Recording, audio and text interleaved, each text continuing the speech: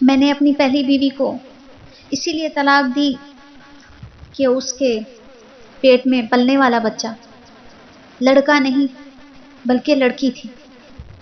آج میرے سگے بیٹے نے صرف اسی وجہ سے میرے سر پر اینٹ دے ماری کہ میں نے گرمی سے تنگ آ کر سب سے پہلے نمبر پر پنکھے کے سامنے چارپائی ڈال لی تھی۔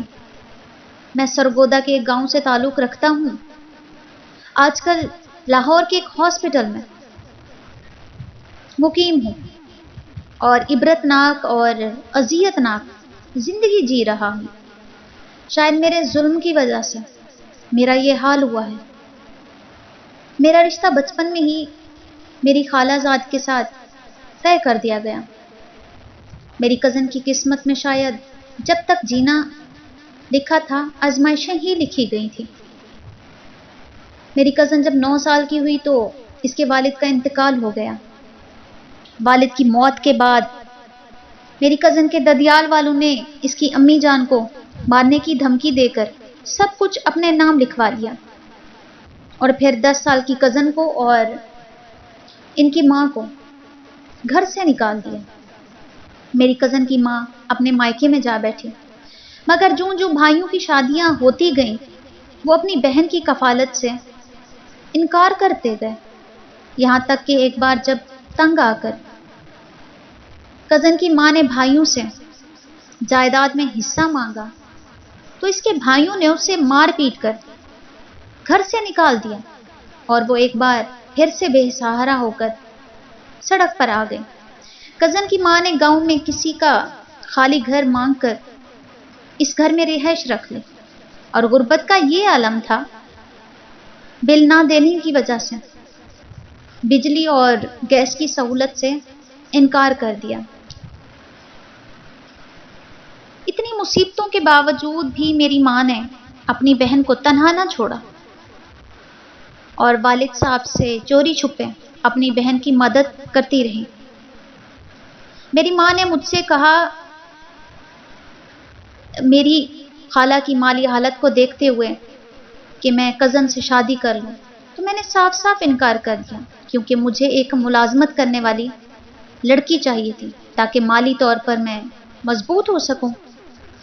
جبکہ میری کزن تو اپنے باپ کی موت کے بعد کبھی اسکول کا منہ ہی نہیں دیکھ پائی۔ اس نے تو اپنی امی کے ساتھ مل کر لوگوں کے واش روم تک دھوئے تھے۔ میں بھلا کیسے اس سے شادی کر سکتا تھا؟ میری ماں نے میری منت سماجت کر کے مجھے میری کزن کے ساتھ نکاح کرنے پر راضی کر لیا۔ میں نے منہ پسند جہیز لینے کی شرائط رکھی، انہوں نے حامی بھر لی۔ میری ماں نے ضمانت دی کہ جہیز میری پسند کا ہوگا اور ہوا بھی بالکل ایسے ہی۔ میری ڈیمانڈ کا جہیز لے کر میری کزن رخصت ہو کر میرے گھر آ گئی اور اس کا جہیز اٹھایا گیا قرض کے بدلے۔ اس کی ماں لوگوں کے گھروں میں کام کرتے کرتے آخر ایک دن چل بسی، مگر قرض ادا نہ ہوا۔ بعد میں کچھ لوگوں نے کزن کی ماں کی موت پر اس کو قرض معاف کر دیا اور باقی لوگوں کو اس نے میری اجازت سے گھر کا جہیز بیچ کر ان کی رقم ادا کی۔ میری بیوی امید سے ہوئی۔ جس دن مجھے بیوی کی امید ہونے کی خبر ملی اسی دن میری ماں بھی چل بسی۔ میں نے صبر کا گھونٹ پیا۔ میرے رشتہ داروں نے کہنا شروع کر دیا کہ میری بیوی بہت منحوس لڑکی ہے، جہاں بھی جاتی ہے اگلا بندہ مشکلات میں گھر جاتا ہے۔ پہلے اس کے باپ کی موت، پھر ننیھال سے ٹھکرائے گئے، پھر اس کی ماں کا مقروض ہو کر مر جانا۔ میرے پاس آتے ہی یہ امید سے ہوئی تو میری ماں چل بسی۔ میری بیوی جب 5ویں مہینے میں تھی تو میں نے ٹیسٹ کروایا تو پتہ چلا کہ اس کے پیٹ میں موجود بچہ نہیں بلکہ ایک بچی ہے۔ تو میں بہت ڈر گیا کہ وہ لڑکی اپنی ماں کی طرح منحوس ہو، اس کے ہوش سنبھالتے ہی میں مر نہ جاؤں۔ میں نے لوگوں کی باتوں کو بھی دل پر لے لیا اور ساتھ ہی جب مجھے پتہ چلا کہ اس دنیا میں آنے والا مہمان ایک بیٹی ہے تو میں نے یہ سوچا اس کی پرورش، تعلیم اور صحت، شادی اور جہیز، اس پر اخراجات کر کے مجھے کیا ملے گا؟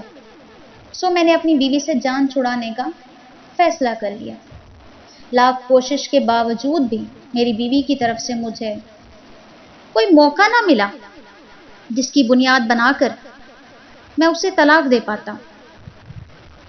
بہت زیادہ سوچنے کے بعد مجبوری میں اس پر بد چلن ہونے کا الزام لگا دیا۔ اس کے پیٹ میں موجود بچی کو اپنا خون ماننے سے انکار کر دیا اور اسی بات کو وجہ بنا کر میں نے اسے طلاق دے دی۔ میری بیوی کے بعد کوئی سہارا نہیں تھا، کوئی ٹھکانہ نہیں تھا اس کا۔ اس نے قرآن پر ہاتھ رکھ کر مجھے اپنے کردار کی قسم دی، مگر میں نے کہا کہ اب کوئی فائدہ نہیں ہے، اب تو طلاق ہو چکی، اب ان قسموں کا کوئی فائدہ نہیں۔ اس نے مجھے مقیم عالموں سے فتویٰ لینے کا کہا۔ اس نے کہا بچہ پیدا ہونے کے بعد طلاق ہوگی۔ قرض کی اس کی طرف سے ہزاروں دلیلیں دی گئی، مگر میں نے تمام کو رد کر دیا اور اسے گھر سے باہر نکال دیا۔ مجھے یاد ہے سردیوں کی ایک سرد رات تھی، رات کے 10 بجے کا ٹائم تھا جب میں نے اسے گھر سے باہر نکالا، اور پھر چاہ کر بھی اسے ڈھونڈ نہیں پایا۔ خیر کزن کو طلاق دینے کے بعد میں نے ایک لڑکی سے شادی کر لی۔ اس سے شادی کے بعد میرے نصیب کھل گئے، میرا کاروبار بھی چمک اٹھا، اللہ نے مجھے 3 بیٹوں سے بھی نوازا، یہاں تک کہ میرا یقین پختہ ہو گیا کہ میری کزن واقعی میں منحوس عورت تھی، اور وہ جس گھر میں بھی جاتی وہ گھر آزمائشوں کی زرد میں آ جاتا۔ میرے بیٹے جوان ہوئے اور میری شاید خواہش کے باوجود بھی میرا کوئی بھی بیٹا میٹرک سے آگے نہ بڑھ پایا۔ اس کے بعد میں نے اپنے بیٹوں کو کاروبار میں اپنے ساتھ شامل کر لیا، مگر بجائے انہوں نے میرا بازو بن کر کاروبار آگے بڑھانے کے الٹا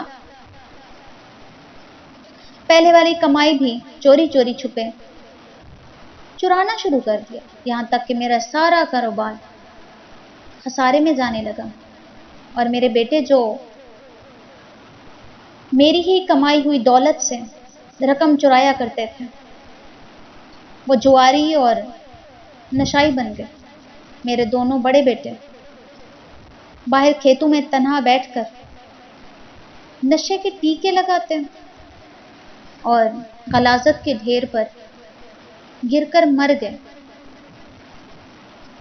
لیکن میں نے اپنے تیسرے اور چھوٹے بیٹے کو بری صحبت سے نکال لیا، اس کا علاج کروایا، اسے نارمل زندگی میں واپس لایا۔ اس کے بعد میں نے اس کی شادی کر دی اور بچی کچی رقم سے اسے ایک چھوٹی سی دکان بنا کر دی۔ میرا بیٹا اس دکان سے رزق کما کر اپنی بیوی بچوں کے ساتھ اپنی بیوی کے میکے والوں کا پیٹ بھرنے لگا، اپنے دوستوں کی دعوتیں بھی کرتا، مگر مجھے 2 وقت کی روٹی دینے کی باری آئی تو میری ذات سے اسے نفرت ہونے لگی۔ میرے قریب سے گزرتے ہوئے کہتا، پتہ نہیں یا رب یہ کب مرے گا، یہ مرے گا تو میرے گھر کا خرچہ کم ہوگا۔ جبکہ میری بہو مجھے ایسے روٹی ڈالتی جیسے گلی کے بیرونی دروازے سے آنے والے کتوں کو ڈالی جاتی ہے۔ میری عمر زیادہ ہو جانے کی وجہ سے اگر میرے کپڑے گندے ہو جاتے تو میری بہو میرے کپڑے دھونے سے انکار کر دیتی۔ اب تو اکثر اوقات میں اپنے کپڑے خود ہی دھو لیا کرتا تھا۔ گاؤں کے لوگ جو پہلے میری کزن کو منحوس کہتے تھے، آج وہی لوگ مجھے ظالم کہتے ہیں۔ اپنے بچوں کو عبرت دلانے کی خاطر میری کہانی سناتے ہیں، چند دنوں پہلے کی بات ہے، شاید گرمی تھی، میرا دل گھبرا رہا تھا۔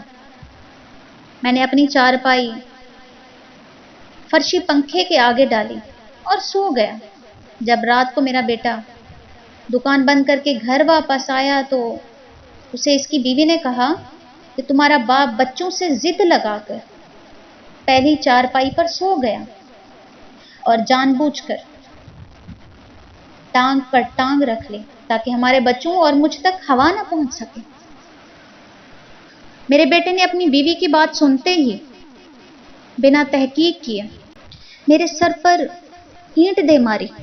میرے سر سے اتنا خون نکلا کہ میرا دماغ ہی ہل کر رہ گیا۔ میری چیخ پکار سن کر گاؤں کے کچھ رحم دل لوگوں نے مجھے اٹھا کر ہاسپٹل پہنچایا، جہاں ڈاکٹر نے میری کچھ مرہم پٹی کی۔ میں ہوش و حواس سے بیگانہ ہو گیا تھا۔ تب میں خود کو یہ قریبی لوگوں کو نقصان پہنچانے لگتا ہوں، جس کی وجہ سے ڈاکٹر نے مجھے لاہور کے ایک مینٹل ہاسپٹل میں ایڈمٹ کرا دیا۔ اب یہی میرا مستقل ٹھکانہ ہے۔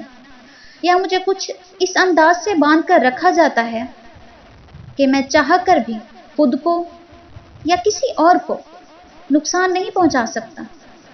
میں جب ہوش حواس میں آتا ہوں تو سوچتا ہوں کہ شاید اگر میری پہلی بیوی اور اس کے پیٹ میں موجود میری بچی میری زندگی میں ہوتی تو آج میں اس مقام پر نہ ہوتا۔ میں لاکھ کوششوں کے باوجود بھی ان کا سراغ نہیں لگا پایا۔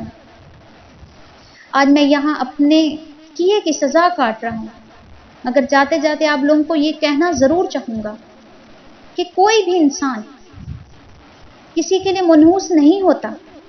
سب لوگ اللہ تعالیٰ کی مخلوق ہیں۔ کسی کو کسی پر فوقیت حاصل نہیں۔ اگر آپ کو میری سٹوری پسند آئی ہو تو میرے چینل کو لائک، شیئر، سبسکرائب کریں۔ اللہ حافظ۔